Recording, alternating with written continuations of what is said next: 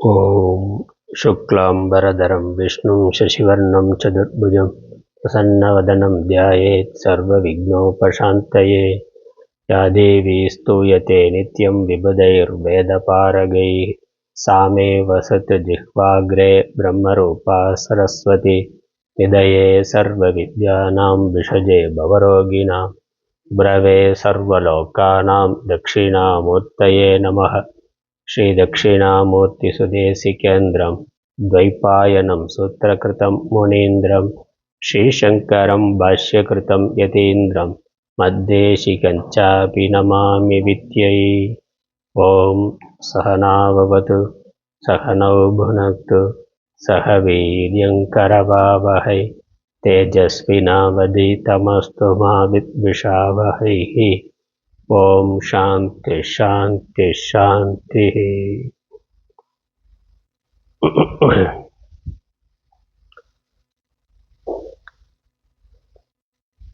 அந்தர்யோகம் என்ற இந்த ஒரு நாள் மாதாந்தர ஆன்மீக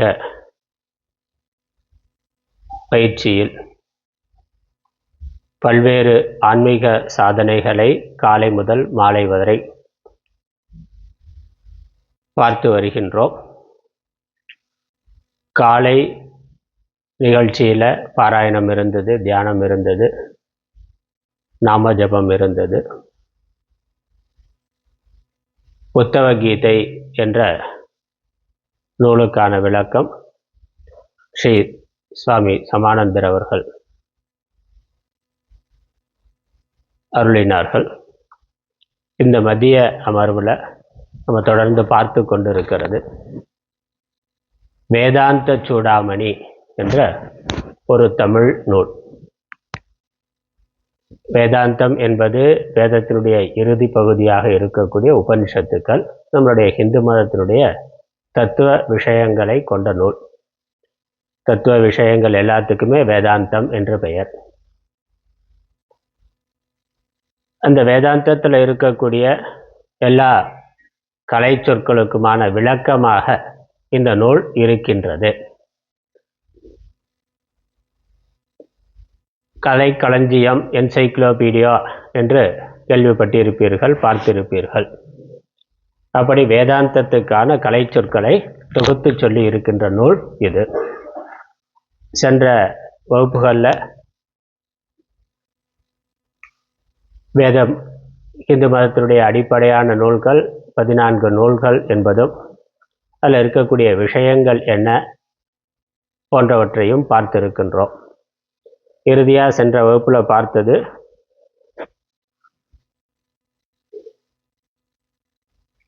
அதிகாரிகள் என்ற தலைப்பு. அதிகாரி என்றால் ஒரு விஷயத்தை அறிந்து கொள்வதற்கு தகுதி உடையவன். அந்த தகுதி என்பதுக்கு தான் அதிகாரம் அப்படின்னு பேர். இன்றைக்கு நம்ம பழக்கத்தில் அதிகாரினா அரசு அதிகாரி அப்படின்னா ஒரு வேலையில் இருக்கிறவர்னா, அப்போ அவருக்குன்னு ஒரு அதிகாரம், ஒரு பொறுப்பு இருக்குது. அந்த அதிகாரம் அந்த பொறுப்புக்கு வரணும்னாக்கா அதற்குன்னு ஒரு தகுதி இருக்குது. அதனால் அதிகாரம்னா ஒரு வேலையை செய்வதற்கான தகுதி உடையவர் அல்லது தெரிந்து கொள்வதற்கான தகுதி உடையவர். கல்வி கற்றுக்கொள்ளுதல் என்ற விஷயத்திலும் நமக்கு தகுதி தேவைப்படுகிறது. அதனால் தகுதி என்ற அர்த்தம்தான் அதிகாரம் என்பதற்கு. நம்ம எல்லோருமே வாழ்க்கையில் கற்றுக்கொள்ள வேண்டியவர்களாக, கற்றுக்கொள்பவர்களாக இருக்கிறோம். கல்வி என்பது தான் மனிதனுடைய அடையாளமாக இருக்கின்றது. மற்ற விலங்குகளுக்கு, மற்ற உயிரினங்களுக்கு அது இல்லை. மனிதர்களுடைய அடையாளமே கற்றுக்கொள்ளுதல் என்பது. அந்த கற்கக்கூடிய திறமை, அறிவு, புத்தி சாமர்த்தியம் மனிதனுக்கு இருக்கின்றது. கல்வி எதற்காக என்பதும் இருக்கு.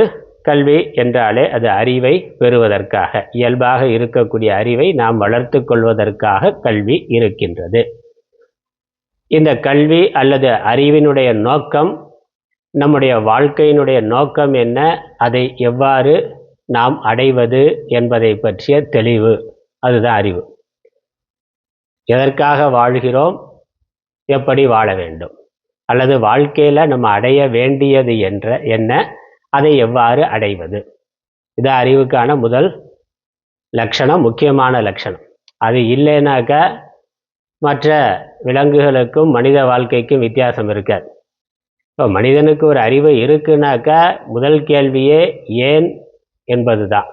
இது ஏன், இது எதற்கு, எப்படி என்பது தான். எதாக இருந்தாலும் ஏன், எதற்கு, எப்படி என்று கேள்வி கேளுங்கள்னு சொல்கிறான்ல. நம்ம கேள்வி கேட்கிற பொழுது தான் இந்த மனித வாழ்க்கை எதற்கு, இந்த உலகம் எதற்கு, எதற்காக நம்ம பிறந்திருக்கிறோம், மரணத்திற்கு பிறகு என்ன, மரணம் பிறப்பு என்பது என்ன, மரணம் என்பது என்ன, வாழ்க்கை என்பது என்ன, மரணத்திற்கு பிறகு என்ன, மரணத்திற்கு பிறகு ஏதாவது இருக்கா இல்லையா, இருக்கிறது என்றால் அது என்ன, எப்படி இந்த உலகம் தோன்றியது, யார் தோற்றுவித்தார், அல்லது தானாக தோன்றியதா, இந்த வாழ்க்கையினுடைய அர்த்தம் என்ன, வேற விதமாக சொன்னால் இந்த வாழ்க்கையை மிக அதிக பயனுடையதாக எப்படி நாம் ஆக்கிக்கொள்ள முடியும். அர்த்தமுடைய வாழ்க்கைன்னு சொல்கிறோம், எல்லாரும் வாழுகிறோம். ஆனால் மிகவும் அர்த்தமுடைய வாழ்க்கைனா எந்த வாழ்க்கை மிகவும் அர்த்தமுடையதாக இருக்கும், இந்த கேள்வியெல்லாம் அறிந்து கொள்வது என்பது தான் அறிவினுடைய பயன்.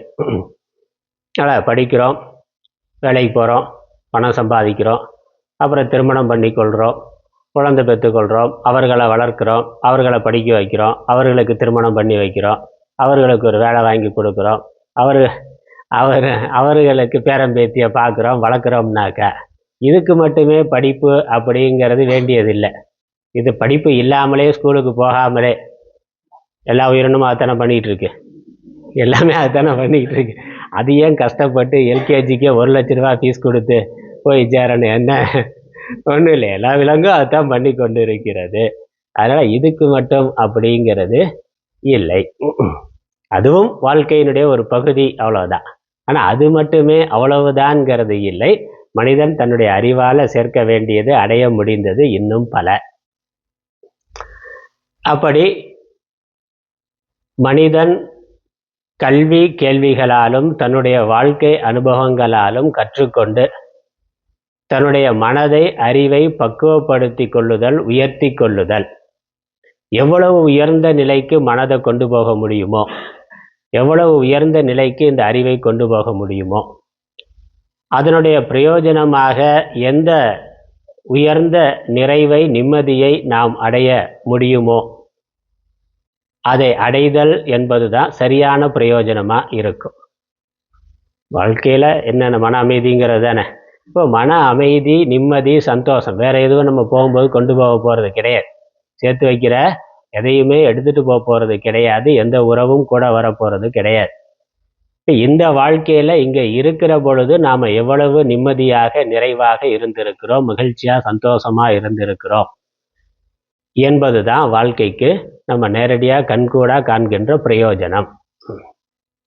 அது பணத்தினால் வரும், பதவியினால் வரும், மற்ற உறவுகளால் வரும், பல விஷயங்கள், பல காரணங்கள் நம்ம வைத்திருக்கிறோம். இதெல்லாம் இருந்தால் வரும்னு. உண்மையிலே அதிலிருந்து வருதா வரலையாங்கிறது அது தனி கேள்வி. ஆனால் நம்ம விரும்புகிறது அதன் மூலமாக என்னது, நிம்மதி, மகிழ்ச்சி, சந்தோஷம் என்பது தான்.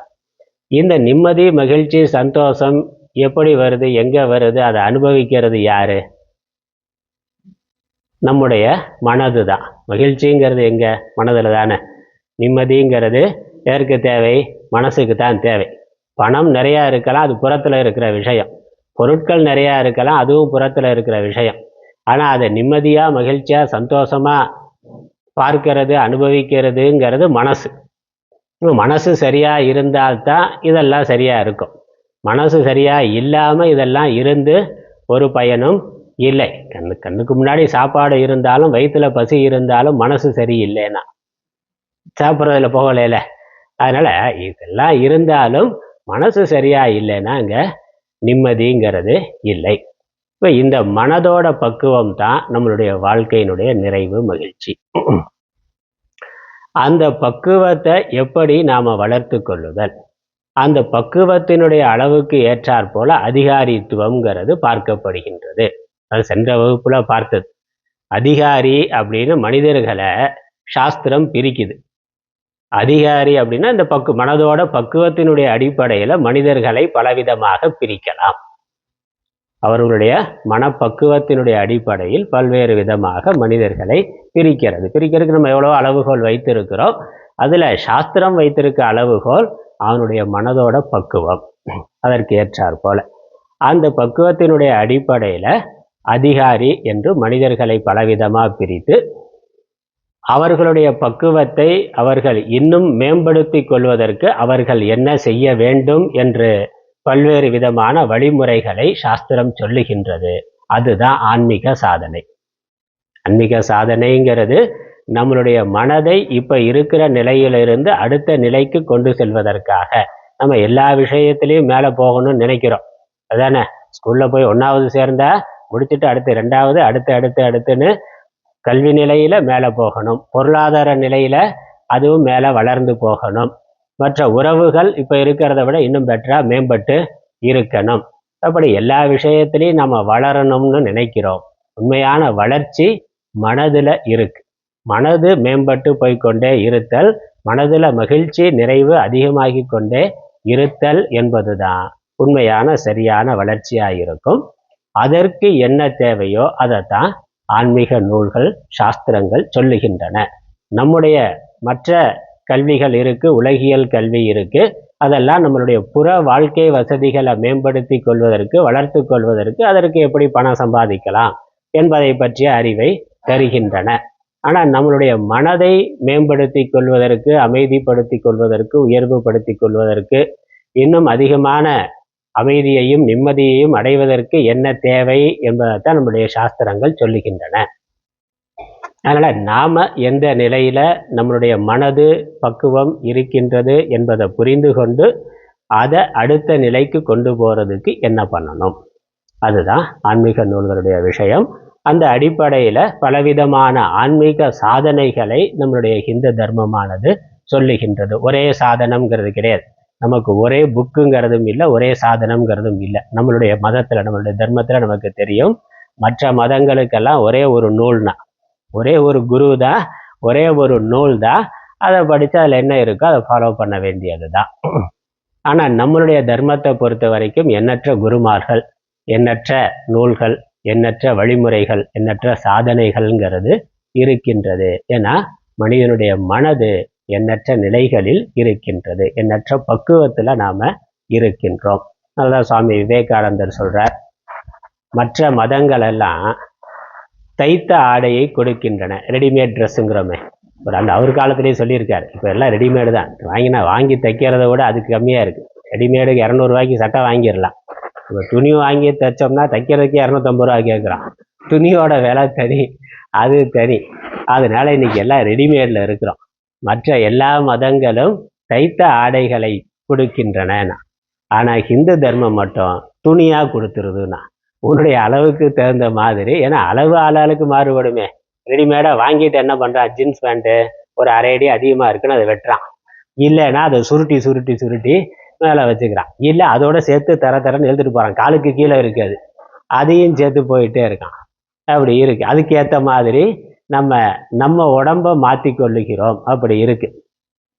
காலுக்கேற்ற செருப்புங்கிற அப்படின்னு இல்லாமல் செருப்புக்கேற்ற மாதிரி காலுன்னா அப்படி நம்ம இருக்கிறோம். இன்றைக்கு நம்மளுடைய வாழ்க்கை அப்படித்தான் இருக்குது. ஆனால் நம்ம மற்ற மதங்கள் அப்படித்தான் சொல்லுது. மதத்தில் என்ன இருக்கோ அதை அப்படியே நீ கடைபிடிக்கணும். எல்லாத்துக்கும் ஒரே மாதிரியான சட்டம் தான். ஆனால் நம்மளுடைய ஹிந்து தர்மத்தை பொறுத்த வரைக்கும் அது துணியாக கொடுத்துருது. உன்னுடைய அளவுக்கு தகுந்த மாதிரி நீ விரும்புகிற மாதிரியான வடிவங்களில் அதை தைத்து கொள்ளலாம். அந்த மாதிரி நம்மளுடைய மதத்தில் நம்மளுடைய மனப்பக்குவத்திற்கு ஏற்றாற் போல பல்வேறு சாதனைகள் சொல்லப்பட்டு இருக்கின்றன. இறை வழிபாடு, அப்புறம் ஜபம் பண்ணுறது, தியானம் பண்ணுறது, இன்னும் கைங்கரியம் பண்ணுறது அப்படின்னு உழவார பணி முதலான பணிகளை சொல்கிறோம். பாராயணம் பண்ணுறது, திருவாச்சகம் முற்றோதல் பண்ணுறதுன்னு இப்படி பல சாதனைகள் பலவிதம். ஒரே மனசே ஒவ்வொரு சமயத்தில் ஒவ்வொரு மாதிரி இருக்கும். சொல்லுங்களா, எல்லா சமயத்திலும் உட்காந்து தியானம் பண்ணிகிட்டே இருக்க முடியுமா? தியானம் பண்ண மூடு இருக்கிற போது தியானம் பண்ணலாம், இல்லை ஜபம் பண்ண மூடு இருந்தால் ஜபம் பண்ணலாம், இல்லைன்னா பாராயணம் பண்ணலாம். அதுவும் இல்லை ஒரே சோம்பலாக தூக்கமாக இருக்குன்னா ஏதாவது உடல் உழைப்பை கைங்கரியம் பண்ணுறது, சரீர கைங்கரியம் பண்ணுறது அப்படின்னு சொல்லி உடல் உழைப்பாக பண்ணுறதுன்னு சாஸ்திரம் சொல்லி இருக்கு. அதனால் நம்மளுடைய பக்குவத்தை அறிந்து உடம்பு மனதினுடைய தன்மையை அறிந்து நாம் அவ்வப்பொழுது அந்தந்த சாதனைகளை செய்து வர வேண்டும்.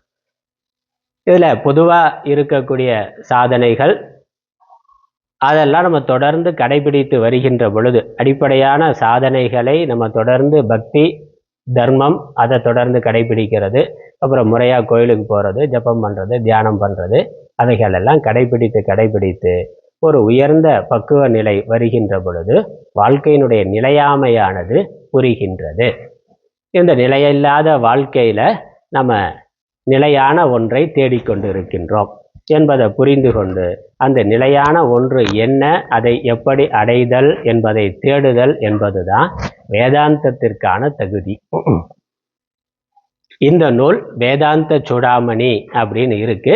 அதனால மற்ற எல்லா உலக சாதனைகளெல்லாம் ஓரளவு செய்து அதில் பக்குவம் அடைந்து இந்த வாழ்க்கையினுடைய இன்ப துன்பங்கள் இருமைகளெல்லாம் புரிந்து கொண்டு இந்த இருமையிலிருந்து விலகி நான் ஒரே தன்மையிலான வாழ்க்கையை அடைய விரும்புகின்றேன், ஒரு வாழ்க்கை நிலையை அடைய விடுகின்றேன், ஒரு சமத்துவம்னா மனது உலக விஷயங்கள் உலக வாழ்க்கை புறச்சூழ்நிலைகள் எப்படி ஏற்றத்தாழ் உடையதா இருந்தாலும் மனது அதை பாதிக்காம மனதை பாதிக்காம இருக்கிறதுக்கு நான் எந்த பக்குவத்தை அடைய வேண்டும், அதற்கு என்ன ஞானத்தை அடைய வேண்டும் என்று சொல்வதுதான் இந்த வேதாந்த நூல்கள்.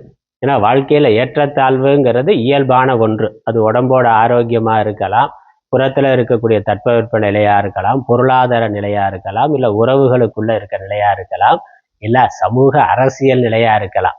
எப்போ என்ன வரும்னு தெரியல, எப்போ எங்கே குண்டு போடுவான்னு தெரியல. ஒரு 2-3 வருஷத்துக்கு முன்னாடி கொரோனான்னு வந்தது, பெரும் தொற்று வந்து அதில் எல்லாருக்கும் பணக்காரன்லேருந்து ஏழை படித்தவன் படிக்காதவன் எல்லாத்துக்கும் பாதிப்பு, ஒட்டுமொத்தமாக எல்லா உலக நாடுகளுக்கும் பாதிப்பு. இப்போ அது வேற ஒரு விதமாக மனிதனுடைய விருப்பு வெறுப்புகள் அதனால் ஒரு பெரிய யுத்த களத்தில் இருக்கின்றது. அதனால் இதெல்லாம் நம்முடைய கையில் இல்லை. இப்படி புற வாழ்க்கையில் சமூகத்தில் அரசியலில் அல்லது குடும்ப சூழ்நிலைகளில் அதனால் வரக்கூடிய பொருளாதார மாறுபாடுகள் எப்படி இருந்தாலும் இதை நம்ம ஒரே நிலைத்தன்மைக்கு கொண்டு போகவே முடியாது. அதான் நம்ம சாஸ்திரம் சொல்லிக்கொண்டே இருக்கிறது. நிலையாமைங்கிறது உலகத்தினுடைய இயல்பு, அதை புரிந்து கொள்றது. அது எப்படி இருந்தாலும் அது நம்முடைய மனதை பாதிக்காம இருக்கிறதுக்கு என்ன பண்றது? அதுதானே நம்ம நாடு பண்ணுது. என்னதான் உலகத்துல பெட்ரோல் விலை ஏறினாலும் அதுல தட்டுப்பாடு வந்தாலும் நம்ம மக்களுக்கு நம்ம நாட்டுக்கு எது நன்மை, எதை சமநிலையில வைத்து கொள்றதுக்கு என்ன பண்றது அப்படின்னு ஒரு அரசாங்கம் பண்றதுக்கு முயற்சி பண்ணுது. அது அரசாங்கத்தை நடத்தக்கூடியவர்களுடைய பொறுப்பு. நம்ம குடும்பத்திலையும் என்ன பண்றோம், குடும்ப தலைவியா இருக்கிற பொழுது, தந்தையா தாயா இருக்கிற பொழுது புற நிலைகள் எப்படி இருந்தாலும் அது நம்மளுடைய குடும்பத்தை நம்மளுடைய குழந்தைகளை பாதிக்காம இருக்கிறதுக்கு என்ன பண்றது, அதான் நம்ம யோசனை பண்றோம். இப்பட்ட முறையில நம்ம குடும்பத்துல நமக்கு எவ்வளவு கஷ்டம் இருந்தாலும் அது நம்ம குழந்தைகளை எந்த விதத்திலையும் பாதிக்கக்கூடாது, அவர்களுடைய இயல்பான வாழ்க்கையில மாற்றம் வரக்கூடாது, பாதிப்பு வரக்கூடாதுன்னு ஒரு நல்ல தாய் தந்தை நினைக்கிறார்கள். அதற்காக அவர்கள் என்ன வேணாலும் தியாகம் பண்ணுவதற்கு தயாராக இருக்கிறார்கள். அந்த மாதிரி புற சூழ்நிலைகள் வாழ்க்கை எப்படி இருந்தாலும் அது நம்மளுடைய மனதை பாதிக்காம இருக்கிறதுக்கு என்ன பக்குவம் வேண்டும், என்ன சாதனை வேண்டும், என்ன ஞானம் வேண்டும் என்பதை சொல்றது தான் அந்தர்யோகம். அதை சொல்றது தான் வேதாந்த நூல்கள். இது போன வகுப்புல இந்த மாதிரி மனிதர்களுக்கு இருக்கக்கூடிய பலவிதமான பக்குவத்துக்கு தகுந்த மாதிரி அதிகாரிகள்னு மனிதர்களை பிரித்து சொன்னார். இப்போ நம்ம இன்றைக்கு பார்க்க இருக்கக்கூடிய பாடல்ல சென்ற வகுப்பிலே தொடங்கினோம். இந்த ஞானத்தை எடுத்து சொல்லுகின்ற குரு, நம்மளுடைய வாழ்க்கைக்கு தேவையான அறிவை எடுத்து சொல்லுகின்ற குருமார்களை, அது அவர்களுக்குள்ள இருக்கக்கூடிய பிரிவுகளை அடுத்த விஷயமாக சொல்லுகின்றார். அதனால குருல 8 விதமான குருவிலேயே 8 விதமான குருமார்கள் பிரித்து சொல்லப்பட்டிருக்கு. நமக்கு எந்த குரு வேணும்னு நாம் தீர்மானம் பண்ணி கொள்ளலாம். ஏன்னா நம்ம எந்த மாணவனாக இருக்கிறோம் அப்படிங்கிறத பொறுத்து தானே. 10th முடிச்சாச்சுன்னா, 10th பரீட்சை எழுதாச்சுனாக்கா அடுத்து என்ன குரூப்னா நிறைய குரூப் இருக்குது. எதில் போய் சேர்றது? இப்போ நமக்கு என்ன தகுதி இருக்கோ, எதில் நமக்கு ஆர்வம் இருக்கோ, தமிழோ ஆங்கிலமோ அல்லது கணக்கோ அறிவியலோ எதில் ஆர்வம் இருக்கோ அந்த துறை சார்ந்து போகணும். அந்த மாதிரி குருவில் இத்தனை விதமான குருமார்கள் இருக்காருன்னா நாம நம்மளுடைய தகுதி பக்குவத்துக்கு தகுந்த மாதிரி எந்த குரு கிட்ட போறதுங்கிறத தீர்மானம் பண்ணி கொள்ளணும். அதனால குருவை பற்றி சொல்லுகின்றார். குருவினுடைய பல விதமான குருமார்களுடைய லட்சணங்கள், எப்படியெல்லாம் குருமார்கள் உலகத்துல இருக்கிறார்கள். இது அந்த காலத்துல இருந்தது பொதுவான ஒரு வகுப்பு முறை. 13வது பாடல் பார்க்க போறோம். நான் பாடலை நூல் கையில இல்லைனாலும் நான் பிரித்து சொல்றேன், பாடலை எளிமையா சொல்றேன், திரும்ப சொல்லலாம். சாதகர்களாம் சீடர் பேதத்தால் குரவர் தாமும் போதக குருவே முதலாக இருநாள் பேதம் அடைகுவர். அவருள் போதகன் முன்னூலில் பெரும்பொருள் கூறிடுபவன் தத்துவம் திகழ்த்துபவனே. வேதகன் நல் வசி ஆதியால் இம்மை இன்பம் வெந்துயர் அங்குதவும் அவன் நிஷித குரு அறத்தை போதகம் செய்து இருமையினும் இன்பம் அருள்பவனே. புகழ்தரு காமிய குரு என்று அறைகுவர் மூதறிஞர்.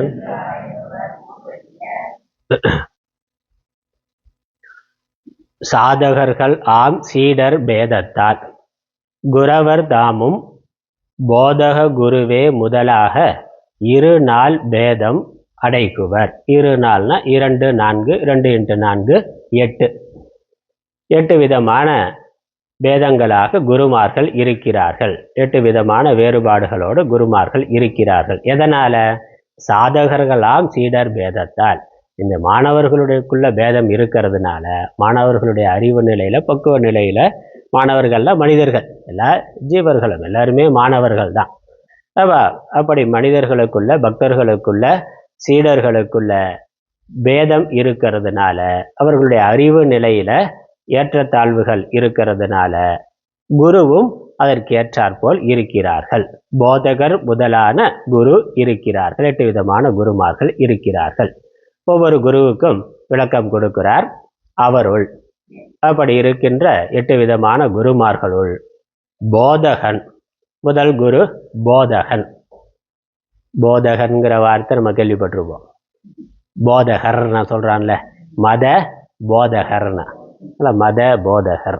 அதான் நிறைய நம்ம சம்ஸ்கிருத வார்த்தையெல்லாம் நம்மெல்லாம் ஹிந்தி தெரியாது போடா, சம்ஸ்கிருதம் தெரியாது போடா, அதெல்லாம் நான் கற்றுக்க மாட்டேன்னு சொல்லிட்டு இருக்கோம். அவன் எல்லாத்தையும் பயன்படுத்தி கொண்டு இருக்கிறான். அதனால் மத போதகர்னா கிறிஸ்தவர்கள் தான் சொல்கிறாங்க. மதத்தை பிரச்சாரம் பண்ணக்கூடியவர்களை மத போதகர்கள்னு சொல்லுகிறார்கள். பரிசுத்த வேத ஆகமம்னா பரிசுத்தமும் தமிழ், வேதமும் தமிழ், ஆகமும் தமிழ். அது சம்ஸ்கிருதம், எல்லாம் சம்ஸ்கிருதம் தான். பரிசுத்த வேத ஆகமம்னா எல்லாம் சம்ஸ்கிருத வார்த்தை. அதை எடுத்து சொல்லக்கூடியவர் மத போதகர்னா. மதம்ங்கிறது சம்ஸ்கிருத வார்த்தை, போதகருங்கிறது சம்ஸ்கிருத வார்த்தை. அவன் என்னன்னா அதே அர்த்தம் தான். இங்க மத போதகர்னா முதல்ல அவர் என்ன வேலைன்னா முன்னூலில் பெரும் பொருள் கூறிடுபவன். முன்னூல்னா முதல் நூல், முதல்ல இருக்கக்கூடிய நூல். நமக்கு ஹிந்து மதத்துக்கு முதல்ல இருக்கக்கூடிய நூல் என்னது? வேதம். அந்த வேதத்தை எடுத்து சொல்லக்கூடிய குருவுக்கு போதகர்னு பேர். அவனும் வேதம் தான் சொல்றான். அதனால நாங்களாம் வேத மதத்தை சேர்ந்தவர்னா உண்மையிலே நம்ம தான் வேத மதத்தை சேர்ந்தவன். அவன் நம்மள்கிட்டயே வந்து நாங்கள்லாம் வேத மதத்தை சேர்ந்தவர்னு நம்ம வார்த்தைகள்லாம் நம்ம அதெல்லாம் எடுத்துக்கொண்டு நமக்கு என்ன மதத்தை சேர்ந்தவர்கள் நமக்கே குழப்பம். அதனால அவன் சொன்னா அதுக்கும் தலையாட்டிக்கிறான். ஆமாம் சரின்னு சொல்லி. அதனால வேதம் அப்படின்னா அறிவு நூல். நம்மளுடைய மத நூலுக்கு தான் வேதம்னு பேர். அவனுடைய மத நூலுக்கு வேற பேர். அவன் வெளிநாட்டில் போய் வேதம்னு சொன்னா அவனுக்கும் தெரியாது. நம்மளை பிரெயின் வாஷ் பண்றதுக்காக நம்ம வார்த்தைகளை நம்மள்கிட்ட சொல்லிக்கிட்டு இருக்கிறான். அதெல்லாம் இங்க மட்டும்தான் செல்லுபடியாகும், வேற எந்த நாட்டிலையும் போய் சொல்ல முடியாது. அப்புறம் அவன்லாம் யார்? இங்கேருந்து போன ஆளு தானே. அதனால இங்கேருந்து போய் நம்மள்கிட்டயே நம்ம சரக்கையே வித்துக்கிட்டு இருக்கிறான். இல்லை, வேதம்னா அறிவு நூல் அப்படின்னு அர்த்தம். அறிவை தருகின்ற நூல். அந்த வேதத்தை எடுத்து சொல்லுகின்ற குரு, முதல் நூல் வேதம். அந்த முதல் நூலை எடுத்து அதனுடைய பொருளை சொல்லுகின்ற குரு, அவருக்கு வந்து அதான் வாத்தியார்னு சொல்கிறோம். வாத்தியார், பாடசாலை வாத்தியார் இருக்கிறாரு. அவருக்கு என்னது, அந்த மாணவர்களுக்கு வேத அத்தியனம் பண்ணி வைக்கிறது, வேதத்தை சொல்லி கொடுக்கிறது அப்படிங்கிறது அவர்களுக்கு முதன்மையான வேலை. அதை எடுத்து சொல்பவருக்கு போதக குருன்னு பேர். அதனால் வேத பாடத்தை எடுத்து சொல்பவர். அதுக்கப்புறம் அதற்கு விரிவான அர்த்தம் சொல்லக்கூடிய குரு. ஏன்னா அது வேதம் படிக்கிறதுலேயே இந்த மாணவர்கள் பார்த்தா மனப்பாடம் பண்ணுவான். அவங்களுக்கு மனப்பாடம் பண்ணுறது அப்படிங்கிறதா முதன்மையானது. வேத மந்திரங்கள் எல்லாம் மனப்பாடம் பண்ணணும். அதற்கப்புறம் அவன் விருப்பம் இருந்தால் அதற்கான அர்த்தம் படிக்கலாம். அது சொல்லித்தரதுக்கு தனியாக குரு இருப்பார். வேத அர்த்தம் படிக்கிறதுங்கிறது தனி. வேதம் படிக்கிறதே ஒரு 5-6 வருஷம் படிப்பான். அதுக்கு மேலே வேத அர்த்தம் படிக்கணும்னாக்கா அது ஒரு 5-6 வருஷம் படிப்பான். அப்படி இருக்கிறவர்கள் தான் பண்டிதர்கள் அப்படின்னு பார்க்கிறோம். நிறைய வேதத்தை பற்றி, வேதத்துக்கு விளக்கம் கொடுத்து நிறைய சொற்பொழிவாளர்கள், நிறைய பண்டிதர்கள் இருக்கிறார்கள். அவர்கள் இரண்டாவது விதமான குருமார்கள். ஆனால் தத்துவம் திகழ்த்துபவனே வேதகன். இரண்டாவது குருவுக்கு பேர் வேதகன்னு பேர். முதல் குரு போதகர். போதகர்னா அந்த மத நூலை எடுத்து சொல்பவர். அதில் இருக்கக்கூடிய மந்திரத்தை அர்த்தம்லாம் சொல்ல மாட்டேன். நம்ம வேதத்துக்கு அதை மனப்பாடம் பண்ணுறதுங்கிறது தான் முதன்மையானது. அதற்கப்புறம் மொழி படித்து கொண்டால் அது அர்த்தத்தை புரிந்து கொள்ளலாம். அர்த்தத்தை முறையாக படிக்கிறதுங்கிறதும் உண்டு. இன்னொன்று, நம்ம வேதம் கர்மத்தை பிரதானமாக கொண்டது. வேதத்தை படிக்கணும், அதில் சொல்லி இருக்கக்கூடிய முறைப்படி அந்த கர்மாவை செய்யணும். ஒரு ஹோமம், கணபதி ஹோமம்னாக்கா கணபதி ஹோமத்துக்கான மந்திரத்தை மனப்பாடம் பண்ணணும். அப்புறம் வேதத்தினுடைய இன்னொரு பகுதி கணபதி ஹோமத்தை எப்படி பண்ணணும்னா, எத்தனை செங்கல் வைக்கணும், எந்த வடிவத்தில் வைக்கணும், அதற்கு என்னெல்லாம் ஆகுதி கொடுக்கணும், கணபதினா மோதகம் வைக்கிறது, அந்த மாதிரி எந்தெந்த கடவுளுக்கு என்னென்ன நைவேத்தியம் பண்ணுறது, அந்த தானியங்கள்லாம் எந்தெந்த தானியங்கள்லாம் வைக்கிறது நமக்கு தெரியுமா. நவதானியமெல்லாம் நவகிரகத்துக்கு எந்தெந்த கிரகத்துக்கு எந்தெந்த தானியம்னா, அது மாதிரி எந்தெந்த தேவதைகளுக்கு எந்தெந்த உணவு அப்படிங்கிறதுலேருந்து என்ன மந்திரங்கள் சொல்லணும், எப்படி பூஜை பண்ணணும் அப்படிங்கிறதெல்லாம் இருக்குது. அப்போ அவர்கள் அந்த மந்திரங்களை மனப்பாடம் பண்ணுறது, அந்த பூஜா முறைகளை மனப்பாடம் பண்ணுறது, அதை தேவையானவர்களுக்கு செய்து வைக்கிறது. கல்யாணத்திலிருந்து கர்மாதி வரைக்கும், பிறந்ததுலேருந்து ஜாத கர்மாவிலிருந்து, குழந்தை பிறக்கிற ஜாத கர்மாவில் இருந்து கடைசியாக அது போய் சேர்ந்ததுக்கு அப்புறம் அந்தியேஷ்டி கர்மா வரைக்கும் அந்த கர்மாக்கள் என்னென்ன கர்மா இருக்குது, அதுக்கு என்னென்ன மந்திரம் இருக்குது, அதெல்லாம் மனப்பாடம் பண்ண வேண்டியது. அதை எப்படி செய்யணுங்கிறத முறை, அந்த செய்முறைங்கிறதையும் படிக்க வேண்டியது, அதை செய்ய வேண்டியது. அது வேதத்தினுடைய கர்ம காண்டத்தில் இருக்கக்கூடிய விஷயம். அது இல்லாமல் பல தேவதைகள், இது தனிப்பட்ட ஒரு ஜீவனுக்கு பண்ணக்கூடிய சம்ஸ்காரங்கள். தனி மனிதனுக்கு பிறந்ததிலிருந்து மரணம் வரைக்கும் செய்யக்கூடிய சம்ஸ்காரங்கள், அதை பற்றிய பல விதமான கர்மாக்கள் இருக்குது, அதெல்லாம் படிக்கிறதுன்னு. அப்புறம் தேவதைகளுக்கு பண்ணக்கூடிய பூஜை, அதுக்கு என்னென்னலாம் தேவதைகள் இருக்குது, அதற்கான மந்திரங்கள் என்ன, அதற்கு எப்படி பூஜை பண்ணுறது அப்படிங்கிறது கும்பாபிஷேகத்திலிருந்து மற்ற எல்லாமே அது சம்பந்தமானதும் அவர்கள் படிக்கிறார்கள். அதனால் இதை சொல்லித்தரக்கூடிய குருவுக்கு போதகர் அப்படின்னு பேர். அதனுடைய அர்த்தத்தை, தத்துவார்த்தங்களை எடுத்து சொல்பவருக்கு வேதகர் அப்படின்னு பேர். இதற்கு அடுத்து மூணாவது குரு நிஷித குருனா. நிஷிதம்னா செய்யக்கூடாது, விளக்க வேண்டியது அப்படின்னு அர்த்தம்.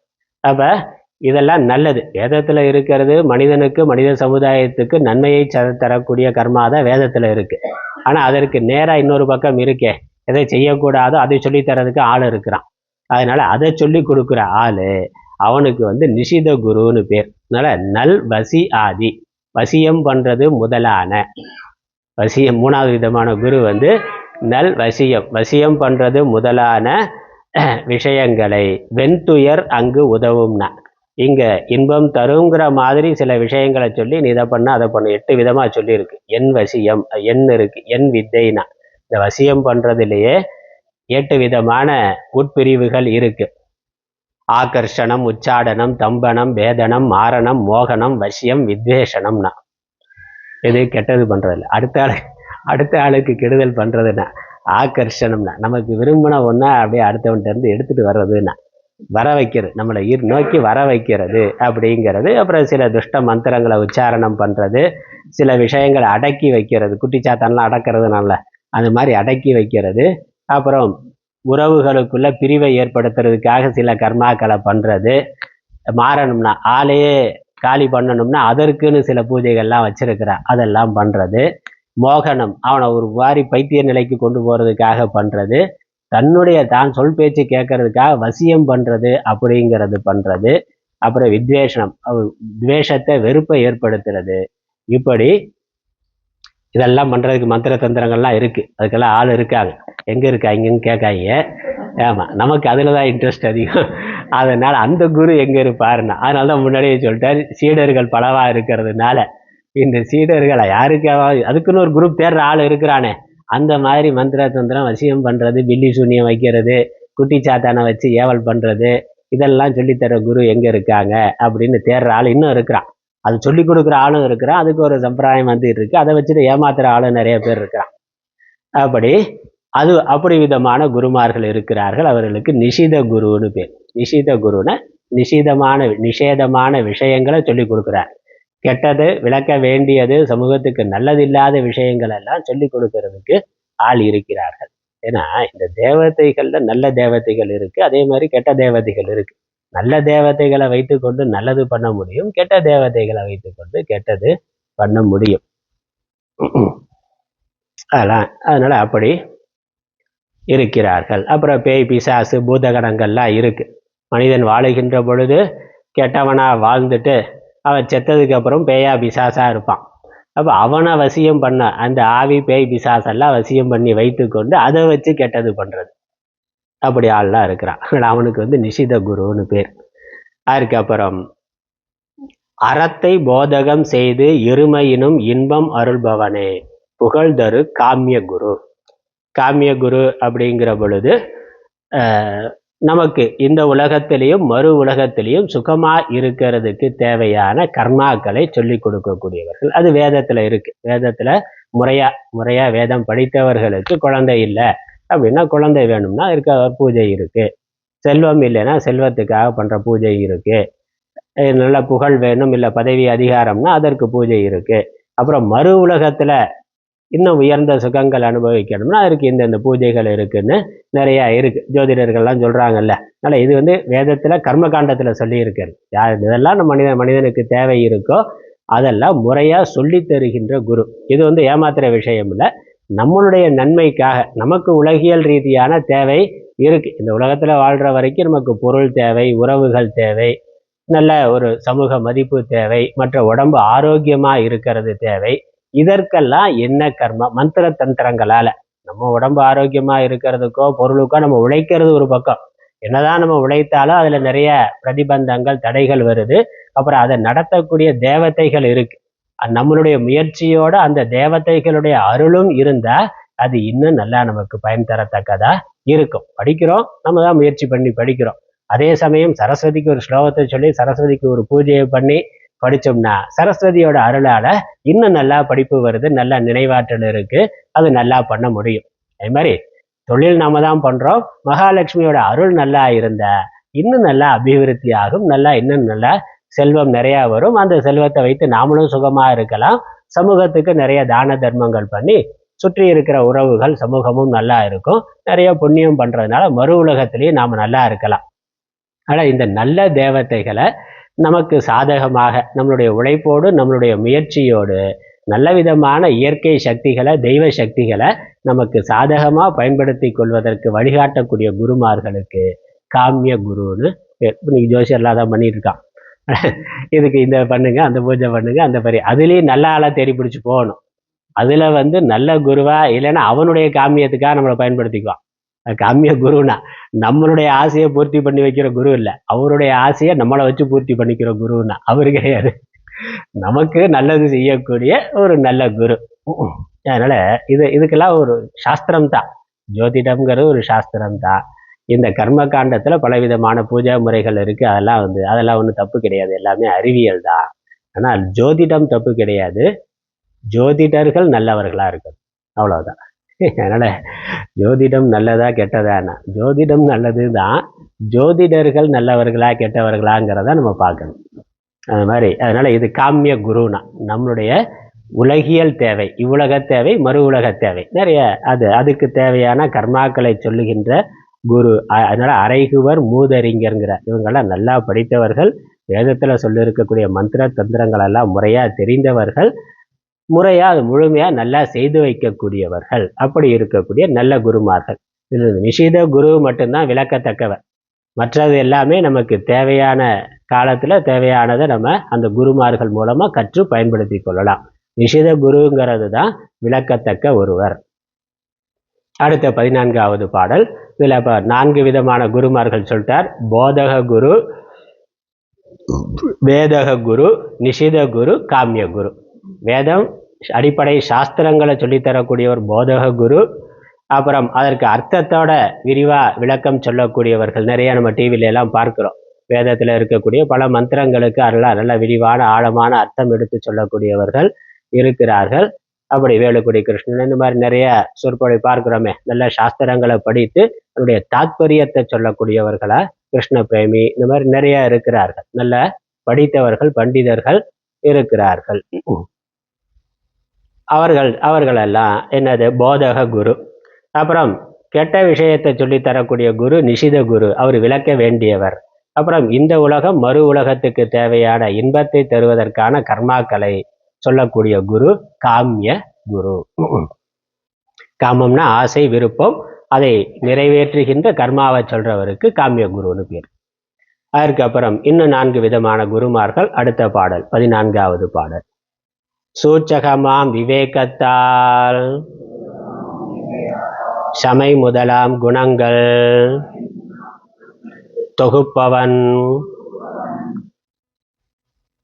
பொய் விடயம் என ஆன்ம விருப்பு அருள்வோன் வாச்சகனாம் சிவ ஜீவர் ஐக்கிய ஞானத்தை வழங்கும் அவன் காரகன் ஐயம் தவிர்த்து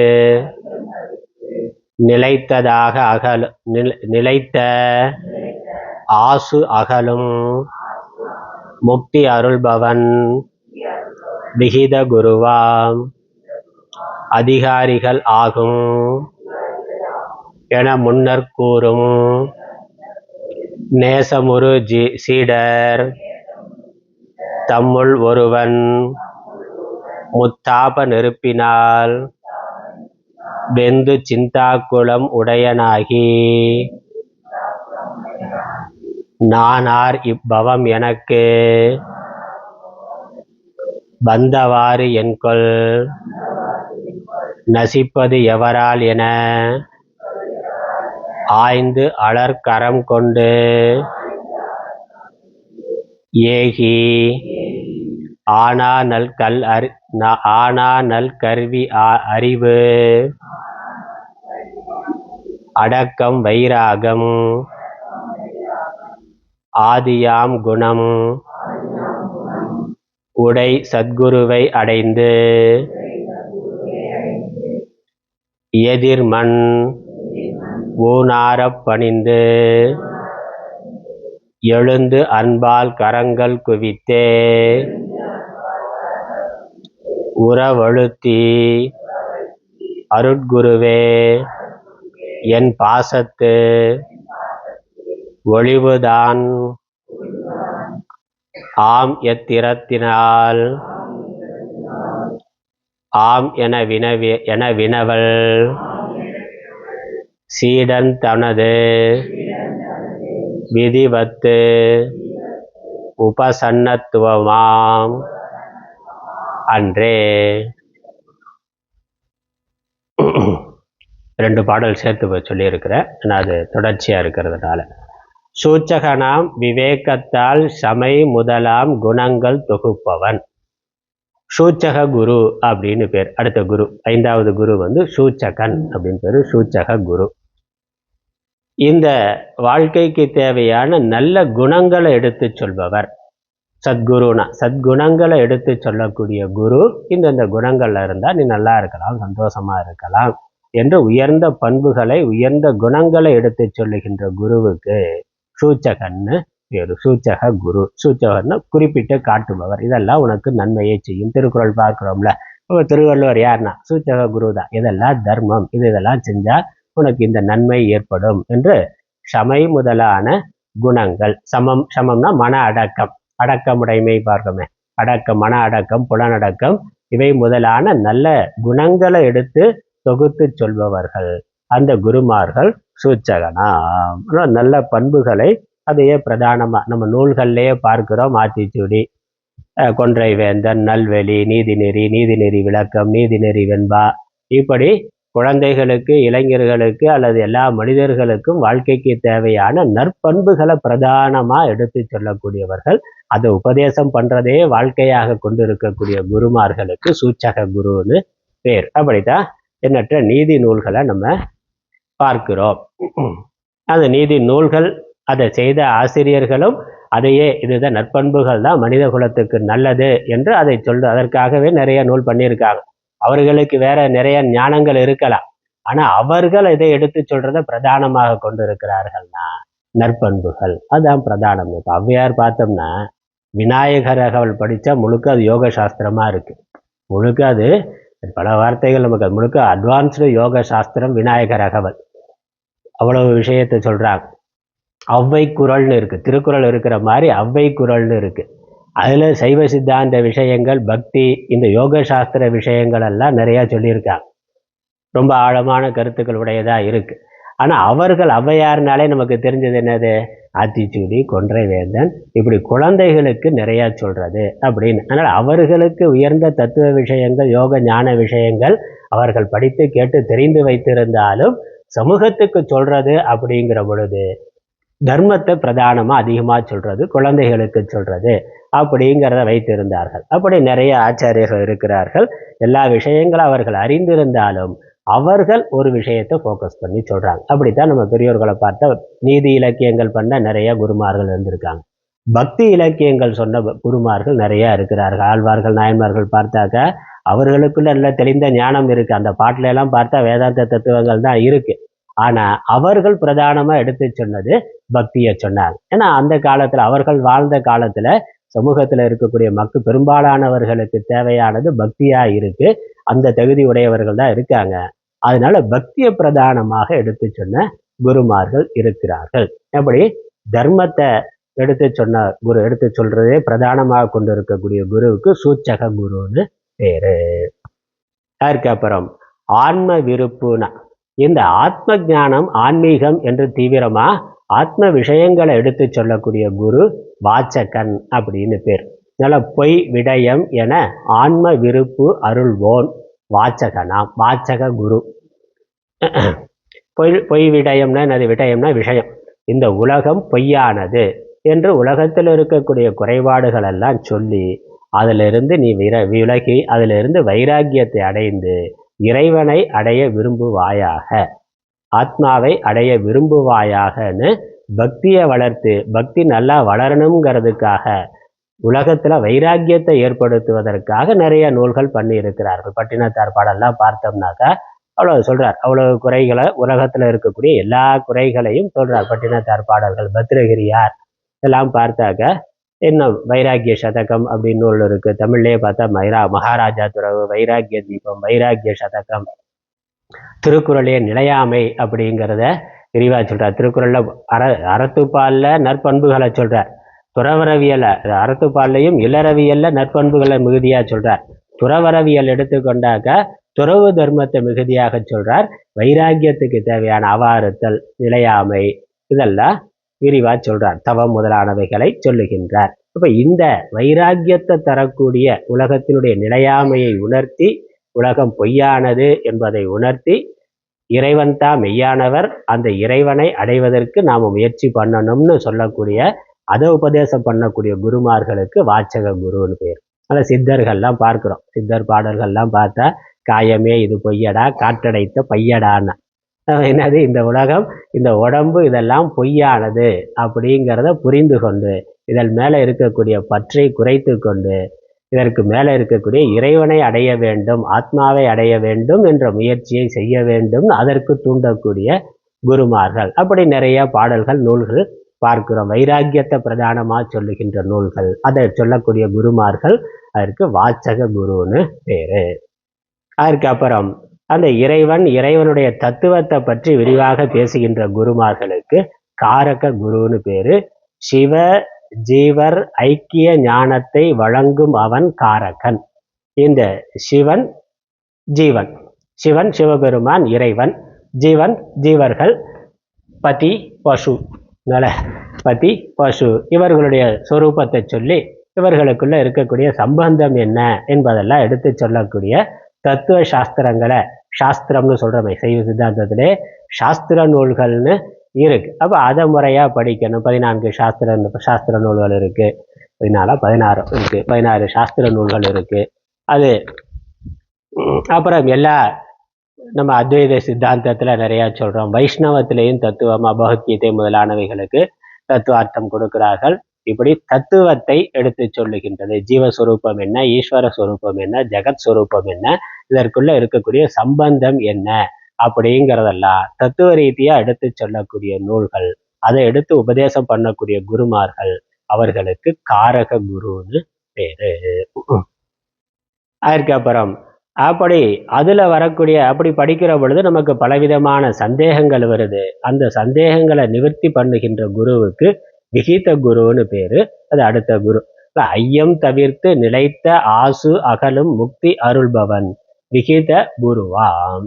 அந்த சாஸ்திரங்களை படிக்கிறதோட அதை கேட்டு அதுல வரக்கூடிய சந்தேகங்களையும் தெளிவுபடுத்தி கொண்டு பிறகு அதிலேயே நம்ம தொடர்ந்து ஜபம் தியானம் பண்ற பொழுது முக்தி அடையிறதுக்காக அனுகிரகம் பண்ணுகின்ற குரு, நம்மளுடைய பாப்பங்களை போக்கி ஞானத்தை கொடுத்து முக்தியை அடைவதற்காக அருள்கின்ற குரு விகித குருன்னு பேரு.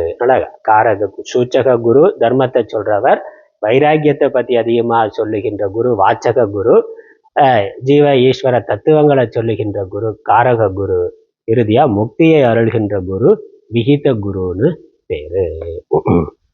இப்படி 8 விதமான குருமார்களை சொல்லிட்டார். அதுக்கப்புறம் சரணாகதி அப்படின்னா என்னங்கிறதுக்கு விளக்கம் வருது. ஒரு சிஷ்யன் குருகிட்ட போய் சரணாகதி அடையணும். ஏன்னா அந்த குரு உபதேசம் பண்றதை இவன் புரிந்து கொள்ளணும், வாங்கி கொள்ளணும்னா அதற்கு இவனுடைய இந்த சிஷ்யனுக்கு இருக்க வேண்டிய பக்குவத்தை சொல்லுகின்றார். முக்கியமா எண்ணற்ற பல குருமார்களை சொல்லி இருந்தாலும் இங்க இந்த நூல் வேதாந்த சூடாமணின்னு வேதாந்தத்தை பிரதானமா, வேதாந்த சம்பந்தப்பட்ட விஷயங்களை பிரதானமா சொல்லுகின்ற நூல். அதனால ஒரு வேதாந்தம் படிக்க விரும்புகின்ற ஒரு மாணவன் அவன் எப்படி இருப்பான், அவனுடைய சரணாகதி எப்படி இருக்கும், அவனுக்கு உபதேசம் பண்ணுகின்ற குரு, குருவினுடைய உபதேசம் எப்படி இருக்கும், நல்ல சரணாகதிக்கான லட்சணம் சொல்ல போறார். அப்புறம் அந்த சரணாகதி அடைந்த சிஷ்யனுக்கு குரு என்ன உபதேசம் பண்ணுவார்னு உபதேச லட்சணத்தை அடுத்தடுத்து சொல்லுகின்றார். அதிகாரிகள் ஆகும் என முன்னர் கூறும் நேசமுரு சீடர் தம்முள் ஒருவன். அதிகாரிகள் முதல்ல நான் முகவுரையில சொன்னேன். பலவிதமான மனிதர்கள், பலவிதமான பக்குவத்தோட இருக்கக்கூடிய மனிதர்கள். அவர்களுக்குள்ள அவர்களுக்குள்ள ஒரு சீடன், ஒரு அதிகாரி, ஒரு பக்குவமுடையவன். அவன் எப்படிப்பட்ட பக்குவமுடையவன்? முத்தாப்ப நெருப்பினால் வெந்து சிந்தா குலம் உடையனாகி. முத்தாப்பம் 3 விதமான தாபம். தாபம்னா தகிப்பு, வெப்பம். 3 விதமான துன்பம் நமக்கு இருக்கின்றது. ஆத்தியாத்மிக, ஆதி பௌத்திக, ஆதி தெய்வீக துன்பம்னு நமக்கு வரக்கூடிய துன்பம் 3 விதமா இருக்கு. இந்த 3 விதத்திலும் துன்பத்தை அனுபவித்தவன், வாழ்க்கை துன்பமயமானது என்பதை நன்கு புரிந்து கொண்டவன். நமக்கு நம்ம சரீரத்தினால வரக்கூடிய துன்பம் இருக்கு, நமக்கு நம்மாலேயே வருகின்ற துன்பம், உடலால மனதால வருகின்ற துன்பம், நோயினாலேயோ முதுமையினாலேயோ அறியாமையினாலேயோ அல்லது ஆசை முதலானவைகளால நமக்கு நாமே துன்பம் வருகின்றது. நமக்கு நாமே துன்பத்தை நாம ஏற்படுத்தி கொள்கிறோம், அல்லது நாம சும்மா இருந்தாலும் அதுவா சேருது. அதனால கொசுவை நாமளா தேடி போறோம், அதுவா நம்மளை கடிச்சு ஏதோ காய்ச்சலை உண்டு பண்ணிட்டு போகுது. அப்புறம் நாமளா சில துன்பங்களை விரும்பி போய் தேடி ஏற்படுத்திக்கிறோம். சாப்பிடக்கூடாது ஆசைப்பட்டு சாப்பிட்டுட்டு அதுக்கப்புறம் அதனால தலைவலி வைத்த வலின்னு நாம தேடி போறோம். அதனால துன்பத்தை நாம தேடி போறதும் உண்டு, நம்மை தேடி வருவதும் உண்டு. அதனால நமக்கு சரீரத்தினால, உடலால, மனதால, அறிவால நமக்கு வருகின்ற துன்பத்துக்கு ஆத்தியாத்மிகம்னு பேர். இது எல்லாருக்கும் வர்றது. இது எதுவுமே பண்ணலைனாலும் முதுமையினால துன்பம் வரும், பசிங்கிறதே ஒரு துன்பம், இதெல்லாம் வருது. அதுக்கப்புறம் மற்ற புறத்துல இருக்கக்கூடிய புற உயிரினங்களால, மற்ற ஜீவர்களால நமக்கு வரக்கூடிய துன்பம் ஆதி பௌத்திகம்னு பேர். மற்ற பூதங்களால வருகின்ற துன்பம், அது கொசுவா இருக்கலாம், பாம்பா இருக்கலாம், இல்லை நாயா இருக்கலாம், மனுஷனா கூட இருக்கலாம். கூட இருக்க மனுஷனால நமக்கு வரக்கூடிய துன்பம், வீட்டில் சண்டை சச்சரவு வருது, இல்லை பக்கத்து வீடு ஏற்ற வீடு அடி தடி வெட்டு குத்து வரைக்கும் போகுது. அதனால பல விதங்கள்ல சுற்றி இருக்கக்கூடிய மற்ற ஜீவராசிகளால நமக்கு துன்பம் வருகின்றது. அதுல கொஞ்சம் நம்ம சில தவிர்க்க முடியும், சிலது தவிர்க்க முடியாது. அதெல்லாம் விதியோட அடிப்படையில இருக்கு. உடம்புக்கு வர்றதும் நம்மளால சில விஷயங்களை தவிர்க்க முடியும், சிலது தவிர்க்க முடியாது, விதி இருக்காங்க. அதே மாதிரி சுற்றி இருக்கக்கூடிய உறவுகள் மற்ற ஜீவர்களால் வருகின்ற துன்பத்திலையும் சிலது நம்ம ஓரளவுக்கு பாதுகாப்பாக இருக்கலாம், எச்சரிக்கையாக இருக்கலாம், கவனமாக இருக்கலாம். ஆனால் அதை மீறி வரக்கூடியது வரத்தான் செய்யும். அப்படி வருகின்ற துன்பம் அது இல்லாமல் பெரிய அளவில் இயற்கை சீற்றங்களால் வரக்கூடிய துன்பம் அது ஆதி தெய்வீகம்னு பேர். புயல் வர்றது, பூகம்பம் வர்றது, சுனாமி வர்றது, இல்லை இந்த மாதிரி நம்ம கையில் இல்லாமல் எவனோ எங்கேயோ சண்டை போட்டால் நமக்கு பெட்ரோல் விலை ஏறுது, காய்கறி விலை ஏறுதுன்னா அது நம்ம கையில் இருக்குது. நம்ம என்ன பண்ண முடியும்? எவ்வளோ பண்ண முடியும்? அது எங்கேயோ நடக்கிறது. அப்போ இது என்னது? சமஷ்டி விதின்னு அர்த்தம். ஒட்டுமொத்தமாக ஜீவராசிகள் இந்த பூலோகத்தில் இருக்கிற இந்த காலத்தில் இருக்கக்கூடிய மனிதர்கள் இந்த விதமான துன்பத்தை அனுபவிக்கணும்னு விதி இருக்கு. அதை ஈஸ்வரன் நடத்துகிறார். அது சமஷ்டி விதி. அதையும் நம்ம அனுபவிச்சு தான் ஆகணும்.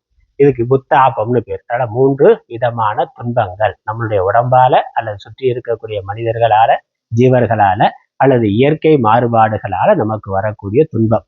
இப்படி வாழ்க்கையில துன்பத்தை அனுபவித்த ஒருவன் நெருப்பினால், முத்தாப நெருப்பினால், இது வாழ்க்கையில துன்பம் வரலாம் போலாம். வாழ்க்கையே துன்பமா இருந்தா என்ன பண்றது? அப்படி ஒவ்வொரு நாளும் அப்படி இருக்கு. அப்படிதான் இருக்கு. பலருக்கு அப்படி இருக்கு. ஏதோ புண்ணியம் இருந்தால் நல்லா போகுது, புண்ணியம் குறைவாக இருந்து பாப்பம் மிகுதியாக இருந்தால், கலியுகத்துக்கு நம்ம வந்திருக்கிறோம்னாலே அதிகமாக பாப்பம் இருக்குன்னு தான் அர்த்தம். அதனால் பல விதங்களில் நமக்கு துன்பம் வந்து கொண்டு தான் இருக்கு. இதெல்லாம் பார்த்து அனுபவித்து வெந்து வேதனைப்பட்டு நொந்து நூடுல்ஸ் ஆகி, அதனால முத்தாப நெருப்பினால் வெந்துனா அது சொல்கிறேன். இதெல்லாம் இப்படியெல்லாம் வாழ்க்கையில் கஷ்டத்தை பார்த்து பார்த்து வெந்து சிந்தா ஆக்குலம்னா மன கவலை, மன வருத்தம், மன அழுத்தம், வேற நல்லா இருக்கு எல்லாம் போட்டுக்கலாம், ஸ்ட்ரெஸ் எல்லாம், மன அழுத்தம், மனக்கவலை, மன வருத்தம், அது இதெல்லால பாதிக்கப்பட்டு அதனால உடையனாகி அதுக்கப்புறம் தான் அவனுக்கு வைராக்கியம் வருது. உலகத்தின் மேல, வாழ்க்கையின் மேல, உடல் வாழ்க்கை, உயிர் வாழ்க்கையின் மேல வைராக்கியம் வருது. இதெல்லாம் எதுக்கு? இதுல இருந்து வெளியே போறதுக்கு ஏதாவது வழி இருக்கா? எனக்கு ஏன் இந்த துன்பமெல்லாம் வருது? இதை நான் அனுபவிச்சு தான் ஆகணுமா? உண்மையிலேயே நான் யாரு?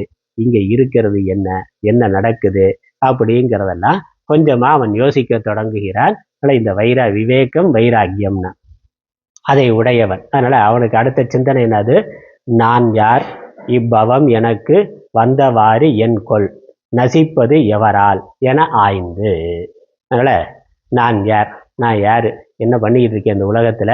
என்ன பண்ணி கொண்டு இருக்கிறேன்? எனக்கு என்னதான் இங்க வேலை? வெறுமனையே சாப்பிட்றது, தூங்குறது, இதுதான் வேலையா? டிவி பார்க்கறது, இதுதான் வேலையா? வேற ஏதாவது எனக்கு என்னை படைத்த கடவுளுக்கு ஏதாவது ஒரு நோக்கம் இருக்கிறதான்னு அப்படிங்கிறத தெரிந்து கொள்ள விரும்புகிறவன், படைப்பினுடைய நோக்கத்தை தெரிந்து கொள்ள விரும்புகிறவன், உண்மையிலே எனக்குள்ள என்ன இருக்கு? இந்த உடலை நடத்தி கொண்டிருப்பது எது? உலகத்தை நடத்தி கொண்டிருப்பது எது அல்லது யார்? இந்த பிறவி எனக்கு எதனால் வந்தது? இதெல்லாம் அறிந்து கொள்வது. அப்புறம் என் கொள் நசிப்பதுன்னா, இந்த பிறவியை நசிப்பது எப்படி? இந்த பிறவியை அழிப்பது எப்படி? ஏன்னா பல பிறவிகள் இருக்குங்கிறது நமக்கு தெரியுது. புல்லாய், பூடாய், புழுவாய், மரமாகி, மிருகமாகி, பறவையாய், பாம்பாகின்னு எண்ணற்ற பிறவிகள் இருக்குன்னு பெரியோர்கள் சொல்லி இருக்கிறார்கள். நமக்கு அதுல நம்பிக்கை இருக்கு, பார்க்கிறோம். அதனால இந்த பிறவியிலிருந்து விடுபடுவது எப்படி? பிறவாத நிலை அடைவது எப்படி? அதனால என் கொள் நசிப்பதுன்னா, இந்த பிறவி வந்தவாறு, எனக்கு வந்தவாறு என் கொள் எப்படி வந்தது? நசிப்பது எவரால்னா, இந்த பிறவியிலிருந்து விடுபடுவது எப்படி? அல்லது யார் என்னுடைய பிறவியிலிருந்து என்னை விடுவிப்பார்கள்? யாரார்? அது குருவா இருக்கலாம், ஈஸ்வரனா இருக்கலாம். கண்டிப்பா நானா இதுல இருந்து வெளியே போக முடியும்னு தெரியல. அதனால கடல்ல சேற்றுல மாற்றிக்கொண்டு இருக்கிறவன் அதை யாராவது கை தூக்கி விடணும். அது குரு வரணும், இல்லை ஈஸ்வரன் வரணும். ஈஸ்வரன் குரு ரூபமா வருவார். அப்படி யாருடைய அனுகிரகத்தினால நான் இந்த பிறவி தலையிலிருந்து அல்லது இந்த பிறவி பெருங்கடலை நீந்துவேன் அப்படின்னு ஆராய்கின்றவன், யோசிக்கின்றவன் என ஆய்ந்துனா ஆராய்ந்து இந்த கேள்விகள்லாம் கேட்டு அதுக்கு விடை காண்பதற்காக அந்தர்யோகத்துக்கு ஒழுங்கா போய் அதனால் கேள்வியெல்லாம் வந்த பிறகு கேள்விக்கு பதில் கண்டுபிடிக்கணும்ல. பதில் எங்கே கண்டுபிடிக்கிறது? அப்போ எங்கே அதை பற்றி சொல்லித்தராங்களோ, எந்த குரு இருக்கிறாரோ, எந்த ஆசிரமம் இருக்கோ அங்கே போகிறது, பார்க்கறதுன்னு பலவிதமான ஆசிரமங்கள், பலவிதமான குருவார்கள். அதெல்லாம் விடை தேடுதல்னு, அதான் ஆன்மீக தேடல் அப்படின்னு சொல்கிறோம். அதை ஆய்ந்து அதற்கு ஒரு குருவை கண்டுபிடிச்சு அலர்கரம் கொண்டு ஏகி, அலர்கரம்னா மலர், பூவை, புஷ்பம் கையில் வைத்து கொண்டு குருவை பார்க்க போகிற. அதனால் ஒரு குரு இதெல்லாம் கண்டுபிடிக்கிறதுக்காக ஒரு குருவை தேடி போகணும். அதனால் அலர்கரம் கொண்டு ஏகி ஆனா நல் கல்வி அறிவு அடக்கம் வைராக்கியம் ஆதியாம் குணமுடைய சத்குருவை அடைந்து, ஒரு குருவை தேடி இதற்கெல்லாம் பதில் சொல்லுகின்ற ஒரு குருவை தேடி அடைகின்றான் இந்த சிஷ்யன். விவேக வைராக்கியமுடைய சிஷ்யன். வெயில் சகித்திடா புழு போல் வெம்பீனா சத்குருவை நாடினானே. கைவல்ய நவநீதத்துல பாட்டு. கைவல்ய நவநீதத்துல இந்த மாதிரி முத்தாபத்தலால துன்பத்தை அடைந்த ஒரு சீடன் அதுல இருந்து பவமரு ஞான தீர்த்தம் படிந்திட பதறினானேனா, இந்த தலையில நெருப்பு பிடிச்சவன் அதை அணைக்கிறதுக்கு தண்ணீரை தேடி என்ன பதறுவான. தலையில வீட்டுல நெருப்பு பிடிச்சா அது ஒண்ணு, உடம்புலயே நெருப்பு பிடிச்சிட்டா என்ன பண்றது? அப்ப அங்க வேற ஏதாவது பார்க்க முடியுமா? உடனடியா தேவை தண்ணீர் தான். எப்படி நெருப்பு அணைக்கிறதுன்னு அந்த மாதிரி இந்த சம்சார தாபத்தால வெந்து நொந்து துன்பப்படுகின்றவன் அதை போக்கிக் கொள்வதற்கு எந்த குருவை அடையிறது, எங்க போய் எப்படி இந்த பிறவியிலிருந்து நான் விடுபடுவேன்னு பதறினானேனா. பதறி ஒரு ஞான சத்குருவை கண்டான். அந்த ஞான சத்குரு எப்படி இருக்கணும்னு அதையும் சொல்றார். நல் கல்வி அறிவு அடக்கம் வைராக்கியம் ஆதியாம் குணம் உடை சத்குருன்னா. நல்ல கல்வி, அவர் ஒரு குருவிடம் சிஷ்யராயிருந்து முறையாக கல்வி பயின்று ஞானத்தை அடைந்தவர். அது மட்டுமல்ல, அதை பின்பற்றக்கூடியவராக இருக்கக்கூடியவர். அடக்கம்னா நல்ல அடக்கமுடையவராக பண்புடையவராக இருக்கக்கூடியவர். ஞான வைராக்கியம் ஸ்ரோத்ரியம் பிரம்மனிஷ்டம்னு உபனிஷத் சொல்லுது. நல்ல முறையாக குருவிடமிருந்து கல்வி கற்றவராக இருக்க வேண்டும். அப்புறம் அதன்படி வாழக்கூடியவராக குரு இருக்க வேண்டும். அப்படிப்பட்ட ஒரு குருவை தேடி அடைந்து நல்ல கல்வி அறிவு அடக்கம், அடக்கம்னா புலனடக்கம் மன அடக்கம் உடைய குரு. வைராக்கியம் நல்ல வைராக்கியம் உடையவரா இருக்கக்கூடிய, அப்போ வைராக்கியம்னா என்னது? பண ஆசை பொருளாசை எல்லாம் இல்லாதவரா இருக்கக்கூடிய குரு. அதனால போய் சேர்ந்த உடனே உன்னுடைய சொத்தெல்லாம் எனக்கு எழுதி வச்சிரு, மடத்துக்கு எழுதி வச்சிரு அப்படின்னா இவன் சொல்லலாம் உடல் பொருள் ஆவி அனைத்தும் தந்தேன்னு. அவருக்கு அதுல ஆசை இல்லாதவரா இருக்கணும். இவனுக்கே வேண்டாம்னா அவருக்கு எதுக்கு அது? அதனால கொடுத்த சமூகத்துக்கு பயன்படுத்துவார். அதனால அந்த ஆசையெல்லாம் இல்லாதவராக, அதனால வைராக்கியம்னு வைராக்கியம் உடைய குருவை பார்த்து, பண ஆசை பொருளாசை இல்லாத குருவை பார்த்து அணுகி அடக்கமுடையவராக நல்ல பண்புடையவராக பக்குவமுடையவராக, அதே மாதிரி கல்வி கேள்வி ஞானம் உடையவராக அதுவும் பார்க்கணும். ரெண்டுமே. நிறைய சன்னியாசிகள் இருக்கிறார்கள், குருமார்கள் இருக்கிறார்கள், நல்ல வைராக்கியம் உடையவர்களா இருப்பாங்க, எதுவும் எதிர்பார்க்காதவர்களா இருப்பார்கள். ஆனால் சாஸ்திரம் முறையா கேட்டவர்கள் எல்லாம் படித்தவர்கள் எல்லாம் எடுத்து உபதேசம் பண்ணுவதற்கான குருமார்களா இருக்க மாட்டார். ஏதாவது கேட்டா சொல்லுவாங்களே ஒழிய முறையா சாஸ்திரத்தை எடுத்து சொல்லக்கூடியவர்களா இருக்க மாட்டார்கள். ஆனால் அது பார்க்கணும். நமக்கு ஞானத்தை கொடுக்கக்கூடிய ஞானத்தை அவர் முறையா குருவிடமிருந்து பயின்றவரா இருக்கிறதாவும் இருக்கணும். அது முக்கியம். அப்புறம் சில குருமார்கள் நல்லா படிச்சிருப்பாங்க, ஞானமெல்லாம் இருக்கும், ஆனால் நடைமுறை வாழ்க்கையில எதையும் கடைபிடிக்க மாட்டார்கள்னா அப்படி இருக்கக்கூடாது. நல்ல அடக்கம் ஆச்சாரம் அனுஷ்டானம் உடைய குருமாரா இருக்கணும், ஒழுக்கம் உடையவரா இருக்கணும், ஆசை இல்லாதவரா இருக்கணும். ரெண்டுமே, ஞானமும் இருக்கணும், தன் ஞானப்படி அவர் வாழக்கூடியவராகவும் இருக்க வேண்டும். அப்படி இருக்கிறவருக்கு சத்குருன்னு பேர். நல்ல சத்து விஷயம். சத்துனா இறைவனுக்கு சத்துன்னு பேரு, சத்குணங்களுக்கு சத்துன்னு பேர். அப்ப சத்பொருளான இறைவனை அறிந்தவராகவும் சத்குணங்கள் உடையவராகவும் இருக்கின்ற ஒரு சத்குருவை அணுகி நல்ல குணமுடை சத்குருவை அடைந்து அதுக்கப்புறம் என்ன பண்ணணும்? எதிர்மண் ஊனார பணிந்து எழுந்து, இந்த உடம்பானது மண்ணுல பூமி அவர் முன்னாடி போய் நல்லா விழுந்து நமஸ்காரம் பண்ணி, பஞ்ச அஷ்டாங்க நமஸ்காரம் பண்ணி, சாஷ்டாங்கமா நமஸ்காரம் பண்ணி எழுந்து, அது அந்த நமஸ்காரம்ங்கிறது சரணாகதியை காமிக்கிறது. நான் உங்களை சரணடைகிறேன், உங்களையே பற்றி கொள்ளுகிறேன், எனக்கு உங்களை தவிர வேற கதி கிடையாது, உங்களையே நம்பி வந்திருக்கிறேன் அப்படின்னு அந்த சரணாகதியை காமிக்கிறதுக்கு தான் குருவை வீழ்ந்து வணங்கிறது. அப்புறம் நம்மளுடைய அகங்காரத்தை விடுவதற்காக. நான் பெரிய ஆளு அப்படிங்கிறதெல்லாம் இல்லை, நீங்கள் தான் பெரிய ஆளு, நீங்கள் என்ன சொன்னாலும் நான் அதை கேட்டுக்கொள்வதற்கு செய்வதற்கு தயாராக இருக்கிறேன் அப்படிங்கிற என்னுடைய அகங்காரத்தினுடைய வீழ்ச்சியை காட்டுவது. பணிந்து எழுந்து ஊனார பணிந்து மண் ஊனார பணிந்து எழுந்து அன்பால் கரங்கள் குவித்தே, நல்ல பக்தியா பணிவா கைகளை கூப்பி உறவழுத்தி அருட்குருவே என் பாசத்து ஒளிவுதான் ஆம் எத்திரத்தினால் ஆம் என வினவல். சீடன் தனது விதிவத்து உபசன்னத்துவம் ஆம். அந்த குருவுக்கு நமஸ்காரம் பண்ணி கைகூப்பி பக்தியோட நான் என்னுடைய பாசத்திலிருந்து ஒளிவு அடைவது எப்படி? பாசங்கிறது பந்தம்.